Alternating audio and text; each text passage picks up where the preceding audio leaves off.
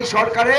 এমন একটা সময় ছিল যখন গ্রাম থেকে গ্রামাঞ্চলের কোনো ছোট্ট বাচ্চা মেয়েকে তার মা সকালবেলায় ঘুম থেকে ডেকে তুলে দিয়ে একটা ছোট্ট টিফিন বাক্স দিয়ে বলতো, যা মা যা, তোকে বাবুর বাড়িতে কাজ করতে যেতে হবে, তুই বাবুর বাড়িতে কাজ করবি, আমি বাবুর বাড়িতে বাসন মাজবো, দুজনের পয়সায় আমাদের পেট চলবে। কারণ খোদার রাজ্যে পৃথিবী গদ্যময়, পূর্ণিমা চাঁদ যেন ঝলসানো রুটি। তাই আমি তোমার হতভাগিনী মা, আমি তোকে পড়াতে পারি না। আর আজকের দিনে দাঁড়িয়ে সেই মেয়েটিকে যদি সকালবেলায় তার মা ঘুম থেকে ডেকে তুলে হাতে একটা টিফিন বাক্স দিয়ে বলে, যা মা যা, তোকে বাবুর বাড়িতে কাজ করতে যেতে হবে, সেই মেয়েটি তার কোমল হাত দিয়ে মায়ের চোখের জলটা মুছিয়ে দিয়ে বলে, না মা না, আমি আর বাবুর বাড়িতে কাজ করতে যাব না মা গো, আমি আর বাবুর বাড়িতে কাজ করতে যাব না। কারণ আমার বাংলার মুখ্যমন্ত্রী হয়েছেন মমতা বন্দ্যোপাধ্যায়। সেই মেয়েটি গলা ফাটিয়ে আকাশ বাতাস কাঁপিয়ে বলে, মা গো আমি পড়তে চাই, মাথা উঁচু করে বাঁচতে চাই,